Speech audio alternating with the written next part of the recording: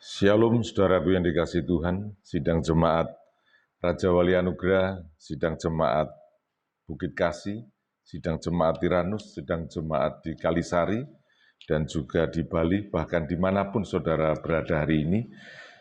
Puji nama Tuhan sebab kita masuk di bulan yang baru, ya, di bulan Oktober tahun 2022 Masehi, dan hari Sabat ini tanggal 2 Oktober, ya.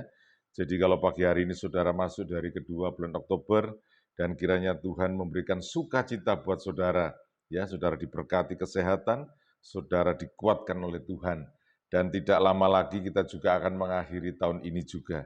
Tetapi kita percaya di dalam hari lepas hari Tuhan sudah memberikan saudara kekuatan, penyertaan yang luar biasa. Amin saudaraku ya.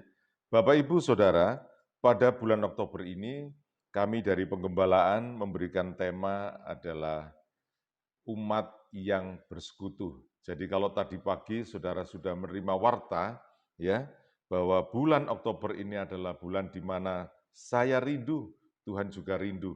Bahkan kita rindu untuk kita dapat bersekutu, menjadi umat yang berkemenangan di hadapan Tuhan. Puji nama Tuhan saudara, kalau pagi hari ini dapat saya sampaikan di dalam kebenaran firman Tuhan, mari kita buka bersama-sama di dalam Efesus 4 ayat 17 sampai 18. Efesus 4 ayat 17 sampai 18. Saya bacakan buat saudara.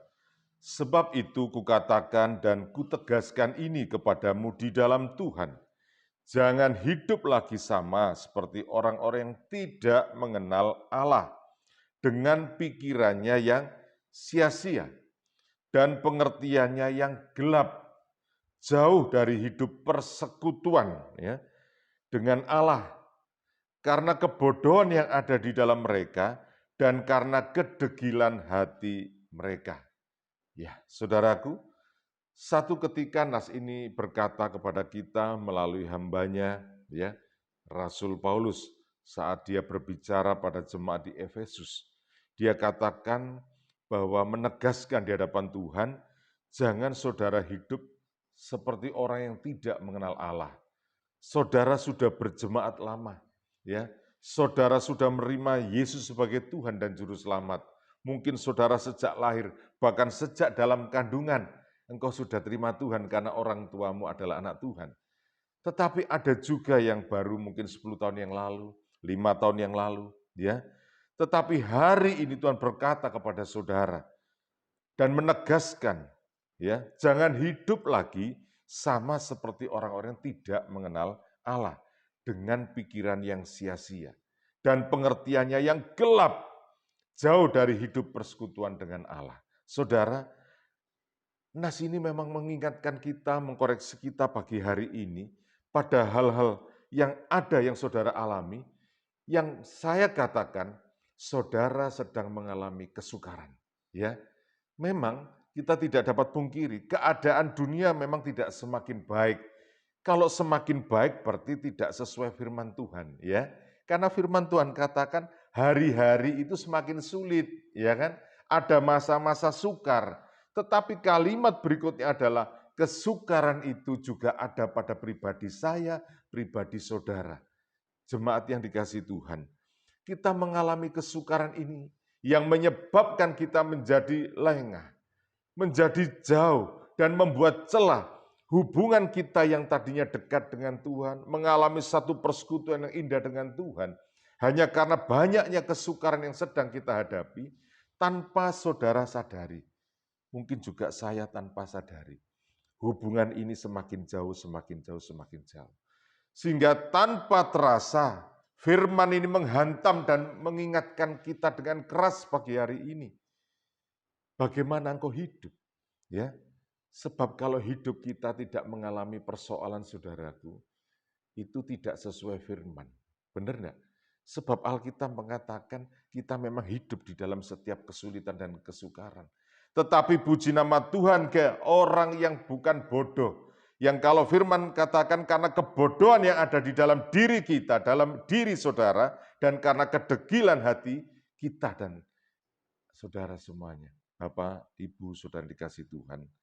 Kesukaran inilah menyebabkan kita punya persoalan di dalam hubungan kita dengan Tuhan. Ya, persoalan inilah yang membuat Tuhan tahu apakah engkau tetap setia atau tidak. Sehingga Tuhan mengatakan demikian kepada jemaat di Efesus. Dan hari ini berlaku kepada saudara dan saya. Bapak Ibu, hubungan yang baik dengan Tuhan ini harus dijaga ternyata. Ya, harus dijaga. Persekutuan kita dengan Tuhan ini loh, harus dijaga. Sebab di mana kita punya hati kepada Tuhan, mestinya hubungan itu bukan hanya dengan Tuhan baik, tetapi pasti kita lihat hubungan dengan sesama pasti baik. Saudaraku, kalau kita menjaga persekutuan dengan Tuhan, ya. Jadi dasarnya kalau kita tadi diingatkan di Efesus, kemudian kita melangkah maju lagi, kalau orang-orang yang sudah mengenal Tuhan, bersekutu di dalam Tuhan, maka kasih Tuhan itu yang mengikat di dalam persekutuan ini. Maka saya rindu, di bulan ini jemaat diingatkan oleh Tuhan, bagaimana umat bersekutu, bagaimana saudara bersekutu dengan keluargamu, bagaimana engkau bersekutu dengan orang-orang terdekatmu. Kadangkala dengan orang terdekatmu, engkau tidak punya waktu untuk bersekutu bersama. Engkau tidak punya waktu untuk bersekutu antara keluargamu dengan Tuhan. Kalau ini yang terjadi, saudaraku, maka apa dikatakan? Engkau bodoh dan degil hatimu. Ya, kenapa? Masa-masa sukar justru kau tinggalkan Tuhan. Persekutuanmu tidak kau bangun. Ini berarti kita bodoh, saudaraku. Hari ini saya rindu. Engkau jangan bodoh, engkau jangan degil hati. Oleh sebab itu satu peristiwa dikatakan di dalam 1 Yohanes 4. 1 Yohanes 4 ayat 19 sampai 21. Ya. 1 Yohanes 4 ayat 19 sampai 21. Firman Tuhan katakan, kita mengasihi karena Allah lebih dahulu mengasihi kita. Ya. Jikalau seorang berkata, aku mengasihi Allah dan ia membenci saudaranya, maka ia adalah pendusta. Karena barang siapa yang tidak mengasihi saudaranya dilihatnya, tidak mungkin mengasihi Allah yang tidak dilihatnya. Dan perintah ini kita terima dari Dia.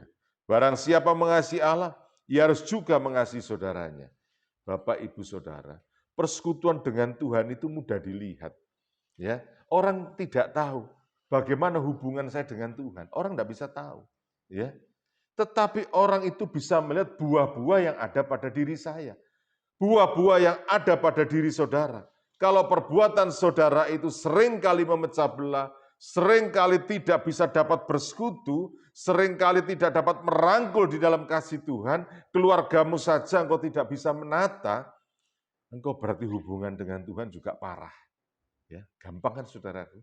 Tapi kalau hubungan kita dengan manusia, hubungan saya dengan istri saya, hubungan saya dengan anak saya, hubungan saya dengan orang tua saya, hubungan saya dengan keluarga besar saya, bahkan hubungan saya dengan jemaat, hubungan saya dengan anak-anak rohani semuanya. Tapi kalau itu dirasakan ada sukacita, ada damai sejahtera, berarti persekutuanmu dengan Tuhan itu benar. Ya. Tapi kalau kehadiranmu tidak dapat membuat nyaman di dalam keluarga besar, di dalam pelayanan, engkau tidak menghadirkan kasih, jangan-jangan persekutuanmu dengan Tuhan dalam keadaan bodoh, dalam keadaan degil. Saudara, ayo kita koreksi. Ya, seberapa jauh kita mengenal Tuhan, ternyata kita tidak bisa mengenal kasih-Nya. Rugi. Ya, saya katakan orang yang demikian adalah orang yang rugi. Orang yang tidak dapat menikmati kasih Tuhan. Saudara, apa yang kau punya adalah miliknya Tuhan. Maka tidak ada kesempatan saudara mestinya untuk tidak mengaplikasikan kasih Tuhan ini. Jadi firman Tuhan di dalam 1 Yohanes ini menghendaki, saudara benar-benar ada dalam persekutuan Tuhan, dengan Tuhan, maka persekutuanmu dengan sesama manusia, engkau hebat. Ya, engkau hebat. Ya, saudara, ini yang harus kita koreksi pada hari ini. Kemudian selanjutnya, bagaimana kita memeliharanya? Kalau sudah persekutuan itu baik, bagaimana kita memeliharanya? Kita mundur di dalam 1 Yohanes 1 ayat yang ke-6. Ya. Jadi yang kedua ini katakan persekutuan dengan Tuhan harus dinyatakan di dalam perbuatan kasih. Ya. Kemudian yang ketiga poinnya adalah lakukanlah sesuai perintahnya agar kita dapat memelihara persekutuan ini. Jadi persekutuan yang sudah baik itu, saudaraku, harus dipertahankan, harus dipelihara. Jangan yang sudah baik engkau terlena lagi. Ada masa kesukaran dalam dirimu, engkau mengalami kepahitan, engkau mengalami sakit hati, engkau mengalami celah di dalam batinmu, maka engkau menghilangkan semua persekutuan ini. Kembali, firman Tuhan katakan dalam Efesus, engkau bodoh. Ya, di dalam 1 Yohanes 1 ayat ke-6. 1 Yohanes 1 ayat ke-6, mari kita baca. Jika kita katakan bahwa kita beroleh persekutuan dengan Dia, dengan Tuhan, dengan Yesus Kristus, namun kita hidup di dalam kegelapan, kita bohong, kita berdusta, dan kita tidak melakukan kebenaran. Jadi tahap tadi poin yang kedua tadi adalah poin menyatakan adalah bahwa kita harus bersekutu dengan Tuhan, ya, supaya dirasakan oleh sekeliling kita. Yang ketiga, saudara, poin ini mengatakan bahwa kita beroleh persekutuan itu harus kita pertahankan. Jangan sampai di dalam persekutuanmu yang indah bersama dengan Tuhan, kesukaran datang lagi dan kau jatuh lagi. Berapa kali hidup kita seperti itu, saudara? Hanya karena kita mendahulukan ego kita, mendahulukan kemauan kita, mendahulukan pemikiran kita yang belum tentu benar di hadapan Tuhan. Hari ini, saudaraku, ya, saya contohkan diri saya sendiri. Kalau saya memandang rekan sejawat saya di dalam pelayanan, ya, rekan sesama hamba pelayanan, di dalam satu wadah organisasi yang kita cintai ini, saudara, mungkin saya bisa tawar hati kadangkala. Loh, mereka senior loh. Saya baru berapa belas tahun masuk di dalam penggembalaan. Mereka sudah puluhan tahun, saudaraku. Tetapi sikap hidup mereka kadangkala membuat kita tawar hati. Tetapi kembali, saudaraku, saya berusaha tidak memberi ruang daripada keadaan hati saya, supaya tidak tawar, agar persekutuan saya dengan Tuhan tidak lepas. Agar persekutuan saya dengan Tuhan tetap terpelihara, tetap terjaga. Hari ini, engkau mungkin juga luka dengan orang-orang dekatmu, ya, keluargamu sendiri yang melukai. Tetapi ingat baik-baik, jangan itu jadikan alasan engkau jauh, engkau bodoh, dan engkau degil di hadapan Tuhan. Sudah mulai mengerti, saudaraku, ya? Jadi pagi hari ini saya mengajak saudara, umat yang rindu bersekutu. Orang yang bersekutu dengan Tuhan, orang yang mendapatkan segala-galanya. Apa yang Tuhan punya, engkau punya. Amin. Sebab kita adalah anaknya, dan Bapa kita adalah Bapa dari segala raja. Saudara, terakhir, yuk kita sadar dan kita datang kepada Tuhan. Kita buka dalam Mazmur 2 ayat 11. Mazmur 2 ayat 11. Dikatakan di sana, beribadahlah kepada Tuhan dengan takut dan ciumlah kakinya dengan gemetar. Ya, jadi tidak ada kata lain, saudaraku. Saya ajak saudara itu bersekutu, datang kepada Tuhan, cium kakinya Tuhan dengan gemetar, dan ayat 12 katakan, supaya ia jangan murka dan kamu binasa di jalan. Tidak enak memang ayat ini, ya. Jadi kalau kita mau melepaskan persekutuan dengan Tuhan, ada akibat yang saudara terima. Tuhan murka dan kau mati binasa di tengah jalan. Artinya, di tengah-tengah kehidupanmu yang sudah mengenal Tuhan, tetapi engkau melepaskan persekutuan itu, dan kau mencari kebenaran dirimu sendiri, dan kau pelihara sakit hati itu, maka ingat, ya, ingat, Tuhan murka, dan kau bisa binasa di jalan.